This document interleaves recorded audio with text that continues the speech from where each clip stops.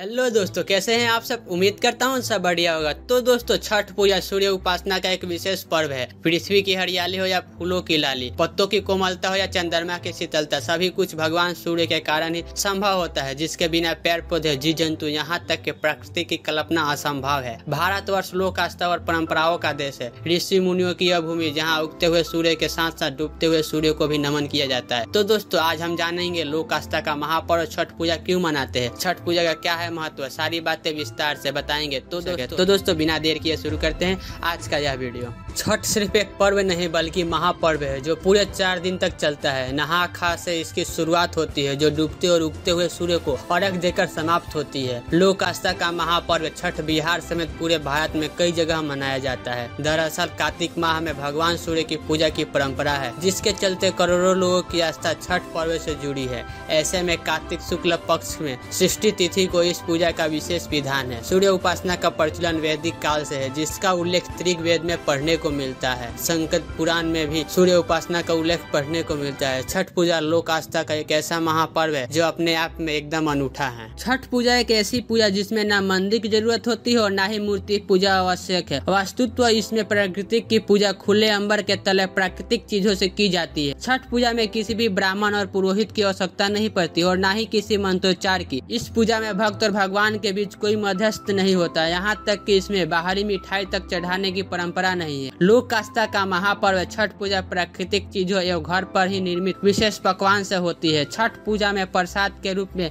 विभिन्न प्रकार के फल, ठेकुआ एवं चावल के लड्डू शामिल है। हिंदू धर्म के असंख्य देवी देवताओं में एक सूर्य देव ही है, जो हमेशा आंखों के सामने है, जिसे हम खुले आंखों से नित्य दर्शन कर पाते हैं, जो ऊर्जा का भंडार है। छठ पूजा जो पहले बिहार, पूर्वी उत्तर प्रदेश, झारखंड तथा नेपाल के दक्षिणी भूभाग तक सीमित था, लेकिन वर्तमान में यह पूरे देश विदेश में प्रसिद्ध होते जा रहा है। दरअसल अंग देश के महाराजा करण सूर्य देव के उपासक थे। ऐसे में सूर्य पूजा का विशेष प्रभाव परंपरा के रूप में इस इलाके पर दिखता है। छठ महापर्व के तहत खरना के दिन से ही छठ व्रत का उपवास शुरू हो जाता है। ऐसे में व्रतधारी दिन भर निर्जला उपवास के पश्चात शाम को मिट्टी के बने नए चूल्हे पर आम की लकड़ी की आंच से गाय के दूध में गुड़ डालकर खीर रोटी बनाते हैं। इसके पश्चात भगवान सूर्य को केले और फल के साथ इसका भोग लगाकर फिर प्रसाद के रूप में उसे ग्रहण करते हैं। वही इस व्रत की एक महत्वपूर्ण बात यह है कि खरना का प्रसाद ग्रहण करने के बाद व्रती लगातार 36 घंटे तक निर्जला उपवास रहने के पश्चात चौथे दिन उगते हुए सूरज को जल अर्पण करके ही जल अन्न ग्रहण करेगी। इस व्रत के द्वारा छठी मैया से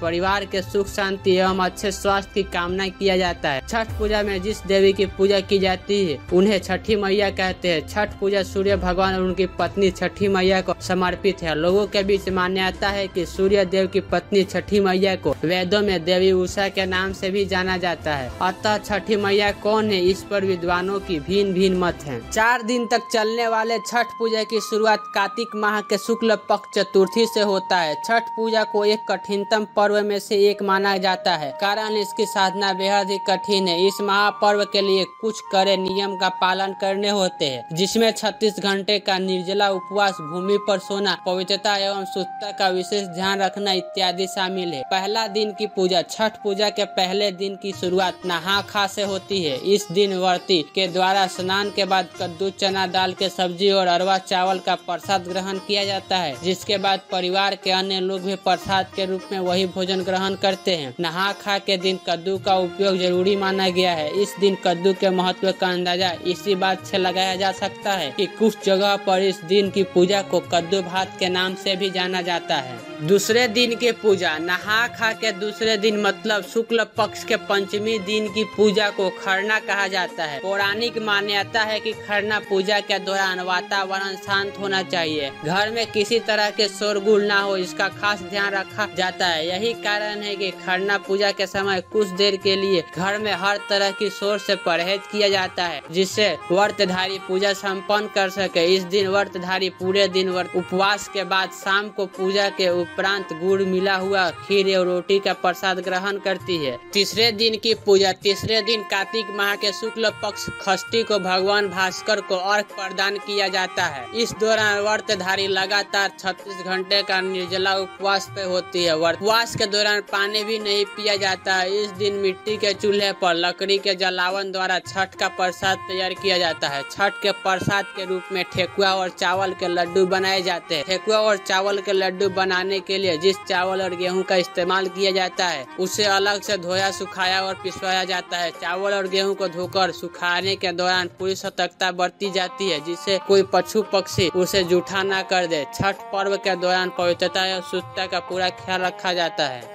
शाम को ठेकुआ, चावल के लड्डू एवं विधिवत तरीके से फल से अर्घ का सूप सजाया जाता है। इस अर्घ के सूप को बांस की टोकरी डाला में रखते हैं, जिसके बाद डाला लेकर नदी, तालाब या जलाशय तक जाया जाता है। डाला के साथ परिवार के अन्य सदस्य भी सूर्य को अर्घ देने चल पड़ते हैं, जहां व्रती पानी में खड़े होकर भगवान सूर्य की आराधना करते हैं। उसके साथ ही प्रसाद भरे सूप से छठी मैया की पूजा की जाती है। उसके बाद परिवार के अन्य सदस्य के द्वारा भी भगवान भास्कर को अर्घ दिया जाता है। भगवान सूर्य की आराधना के दौरान घाट पर अद्भुत नजारा देखने को मिलता है। कुछ घंटे के लिए घाट पर मेले जैसा दृश्य उत्पन्न हो जाता है। सूर्यास्त के बाद डाला लेकर सभी लोग घर आ जाते हैं और सुबह का इंतजार किया जाता है। चौथा दिन की पूजा। छठ पर्व के चौथे दिन अर्थात शुक्ल पक्ष सप्तमी को व्रत का अंतिम दिन होता है। इस दिन सुबह होने से पहले ही लोग फिर से उसी घाट पर पहुंच जाते हैं। एक बार फिर से शाम वाली प्रक्रिया दोहराई जाती है। व्रतधारी महिला या पुरुष जल में खड़े होकर सूर्योदय का इंतजार करते हैं। इस प्रकार उगते हुए सूर्य को अर्घ अर्पित किया जाता है। इसके बाद व्रतधारी के द्वारा पारण किया जाता है, यानी प्रसाद खाकर व्रत को संपन्न किया जाता है। इस प्रकार 4 दिन तक चलने वाले आस्था का महापर्व छठ पूजा का समापन हो जाता है। तो दोस्तों, आशा करता हूँ आज का यह वीडियो आपको पसंद आया होगा। हमारे साथ जुड़े रहने के लिए, वीडियो को शेयर करते रहने के लिए, कमेंट बॉक्स में अपनी फरमाइश देने के लिए, लाइक करके उत्साह बढ़ाने के लिए आप सभी का हृदयपूर्वक धन्यवाद। जय हिंद।